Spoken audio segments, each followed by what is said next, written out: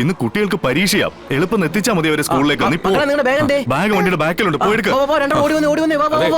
സംസാരിച്ചിരിക്കാതെ വണ്ടി എടുക്ക്. ചേട്ടാ, എന്റെ ഭാഗത്തൊരു തെറ്റുമില്ല. അമ്മയെ വട്ടം ചാടിയത്. അതൊക്കെ നമുക്ക് പിന്നെ തീരുമാനിക്കാം. നീ ഹോസ്പിറ്റലിലേക്ക് വണ്ടി എടുക്ക്. നീ പൊക്കോ. കേറാൻ. ശാന്തയാ. ശാന്തേച്ചി, മോളുടെ ഉടുപ്പെല്ലാം ഞാൻ കിടക്കുന്ന മുറിയിലെ അലമാരയുടെ തട്ടിൽ വെച്ചിട്ടുണ്ട്. പിന്നെ കുളിപ്പിച്ചു കഴിഞ്ഞിടേണ്ട പൗഡറും അവിടെ തന്നെ വെച്ചിട്ടുണ്ട്. ആ പൗഡർ ഇടാവേ? അതൊക്കെ ഞാൻ വേണ്ട രീതിയിൽ തന്നെ ചെയ്തോളാം കുഞ്ഞെ. പിന്നെ എങ്ങനെയാ, അവളുമായിട്ട് ഇണങ്ങിയോ? ഒരല്പം വാശിയുണ്ട്. അമ്മയുടെ വാശിയല്ല, ചിറ്റമ്മയുടെ വാശിയാ കിട്ടിയിരിക്കുന്നേ. ശ്യാമ ചിറ്റമ്മയുടെ.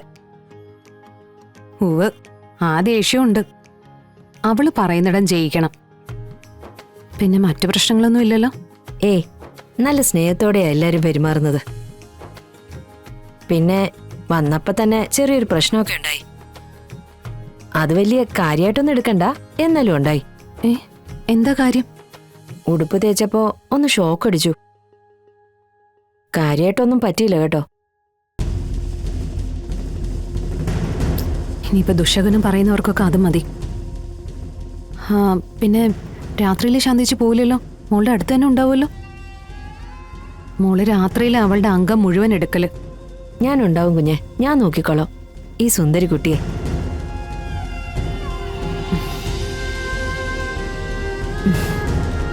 ചക്കരക്കുട്ടി ഇങ്ങ് തന്നെ വാ. മോൾക്കുള്ള പാല് ചൂടായ പൊന്നി? അത് ചൂടാറി കാണും. കുറെ നേരം അതിൽ എടുത്തു വെച്ചിട്ട്. ശാന്ത, ആരാ വിളിച്ചത്? ശാലിനി കുഞ്ഞാ വിളിച്ചേ. മോളുടെ കാര്യങ്ങളൊക്കെ ചോദിച്ചതാ. ഇതൊരല്പം കുഴപ്പാവുന്ന ലക്ഷണമാണല്ലോ. സൂക്ഷിക്കേണ്ടിയിരിക്കുന്നു, നന്നായി സൂക്ഷിക്കേണ്ടിയിരിക്കുന്നു. ഡോ, താന്തോ അങ്ങോട്ട് നോക്കി അന്തം വിട്ടിരിക്കുന്നേ? ആ കൊച്ചിനെ നോക്കാൻ വരെ ആളെ ഏർപ്പെടുത്തിയിരിക്കുക. ഇതൊരു ദുശകുനം പിടിച്ച കൊച്ചാണെന്ന് വന്നപ്പോ തന്നെ ബോധ്യപ്പെടുത്തി കൊടുത്തത് കണ്ടോ? ഷോക്കടിച്ച് തെറിച്ച് വീണില്ലേ? ചില്ലറ കാര്യമാണോ? ഒരു മരണം ഓടിച്ചാടി കയറി വരാൻ അതൊക്കെ തന്നെ ധാരാളമല്ലേ? ഇപ്പൊ ഈ കിട്ടിയത് ശാന്തയ്ക്കാ. അത് സത്യാമ്മയ്ക്കായിരുന്നെങ്കിലോ? വീണടുത്ത് കിടക്കേയുള്ളൂ. ഞാൻ വീണ്ടും പറയാ സാറേ, ഇതിങ്ങനെ തുടർന്നാൽ ഇവിടെ ഓരോരുത്തർക്കായി പണി കിട്ടിക്കൊണ്ടേയിരിക്കും.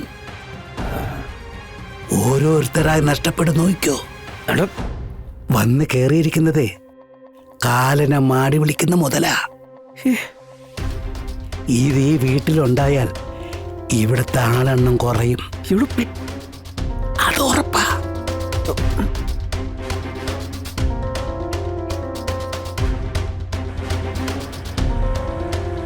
അങ്കിളെ പറത്തി വിട്ടോ, പരീക്ഷയാണേ. പരീക്ഷയ്ക്ക് മുമ്പേ നിങ്ങളെ ഞാൻ അവിടെ എത്തിച്ചിരിക്കും. അത് അങ്കിള് തന്ന വാക്കാ. ശിവനങ്കിള് പറഞ്ഞ അത് വാക്കാണെന്നറിയാം.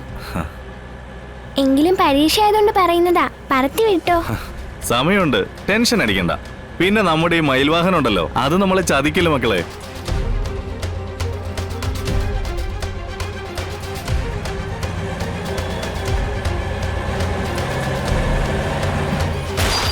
അയ്യോ, അയ്യോ, അയ്യോ,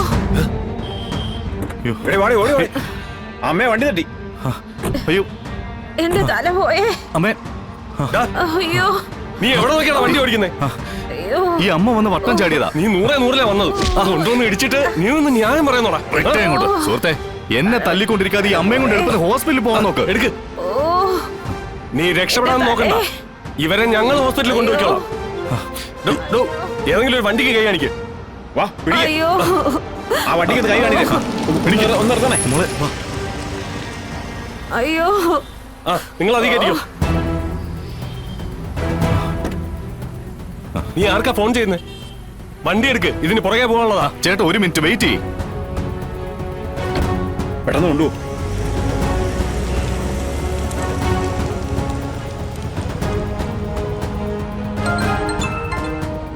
എന്താ ചേനെ? നീ ആ മുടവനെ ജംഗ്ഷനിലോട്ട് വന്നേ. ചെറിയൊരു സീനുണ്ടായി. നീ കുട്ടികളെ സ്കൂളിലേക്ക് ഒന്ന് ആക്കണം. ഞാൻ അതിന്റെ അടുത്ത് തന്നെ ഉണ്ട് അച്ഛനെ. ആ ഞാനിപ്പോ എത്തിക്കോളാം. ആ നീ എളുപ്പം വാ.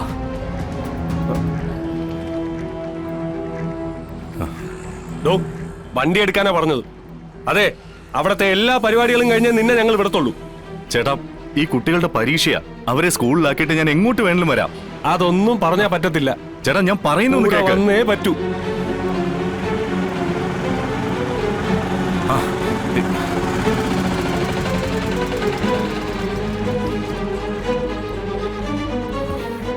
എന്താ അച്ഛനെ, എന്താണ്ടായേ? വണ്ടി ഒന്ന് മുട്ടിയതാടാ. നീ കൊച്ചുങ്ങളെ കൊണ്ട് എളുപ്പം സ്കൂളിലേക്ക് പോകാൻ നോക്ക്, ഞാൻ നിന്നെ വിളിച്ചോളാം. എന്താ അച്ഛനെ, ഞാൻ അങ്ങോട്ട് വിടണോ? ആ വേണ്ടടാ, ഇന്ന് കുട്ടികൾക്ക് പരീക്ഷയാ, എളുപ്പം എത്തിച്ചാ മതി അവരെ സ്കൂളിലേക്ക്. നീ പോ. നിങ്ങളുടെ ബാഗ് എന്തേ? ബാഗ് വണ്ടിയുടെ ബാക്കിലുണ്ട്, പോയെടുക്ക. സംസാരിച്ചിരിക്കാതെ വണ്ടി എടുക്ക്. ആ ചേട്ടാ ആ, എന്റെ ഭാഗത്തൊരു തെറ്റുമില്ല, അമ്മയെ വട്ടം ചാടിയത്. അതൊക്കെ നമുക്ക് പിന്നെ തീരുമാനിക്കാം. നീ ഹോസ്പിറ്റലിലേക്ക് വണ്ടി എടുക്ക്. ആ കേറ്. നീ പൊക്കോ. കേറാൻ. ചേട്ടാ നിങ്ങൾ വാ. കേറ് മക്കളെ.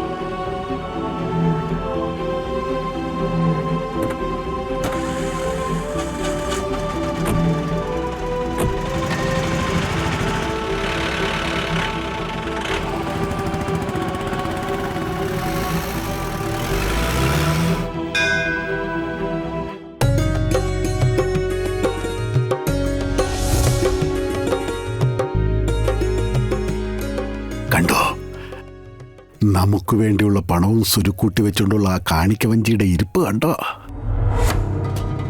അത് നിറയെ നമുക്കുള്ള പണമാ.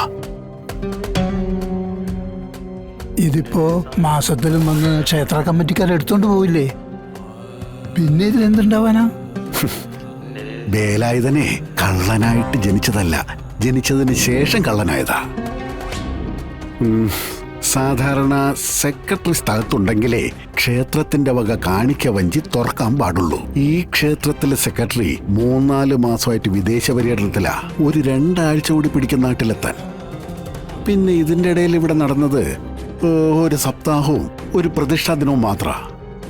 രണ്ടിന്റെയും കാശ് വീണത് മൊത്തം ഈ കാണിക്ക വഞ്ചിയില്ല. വീണത് മുഴുവൻ നയാ പൈസ പോവാതെ ഇതിനകത്തുണ്ട്.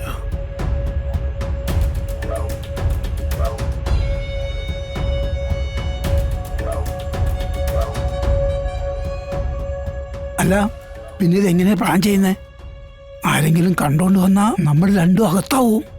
ആ ഓർമ്മ എപ്പോഴും വേണം. അതിനു വേണ്ടിയാണ് ഈ സൈറ്റ് സന്ദർശനം. പിന്നെ പേടിയോ ടെൻഷനോ ഉണ്ടെങ്കിൽ ഇതൊന്നും നടക്കൂല. മോളുടെ ഓപ്പറേഷന് കാശൊപ്പിക്കണോ? ധൈര്യപ്പെടാതെ എൻ്റെ കൂടെ നിന്നാ മതി. അല്ല, ധൈര്യമായിട്ട് എൻ്റെ കൂടെ നിന്നാ മതി. ബാക്കി കാര്യം ഞാൻ ഏറ്റു. അല്ല, എന്താ നമ്മളിപ്പോ ചെയ്യേണ്ടത്? കാണിക്ക വഞ്ചിയുടെ നേരെയോ സമീപ പ്രദേശത്തോ CCTV ക്യാമറ ഉണ്ടോന്ന് വാച്ച് ചെയ്യണം. അത് നിന്ന നിൽപ്പിലിങ്ങനെ ഒന്ന് വട്ടം കറങ്ങിയാൽ കണ്ടെത്താവുന്നതേയുള്ളൂ. രണ്ടാമത്, കാണിക്ക വഞ്ചിയുടെ ലോക്ക് ഏത് രീതിയിലാണ് പണിതത്, എന്ത് മെറ്റീരിയലാണ് ഉപയോഗിച്ചിരിക്കുന്നത്. മെറ്റലാണെങ്കിൽ ഗ്യാസ് കട്ടർ ഉപയോഗിച്ച് കട്ട് ചെയ്താ ചുറ്റുവട്ടത്തുള്ളവരറിയോ? അല്ലെങ്കിൽ ഏത് രീതിയിൽ തുറക്കാം എന്നൊരു ധാരണ ഇപ്പൊ തന്നെ ഉണ്ടാക്കി വെക്കണം.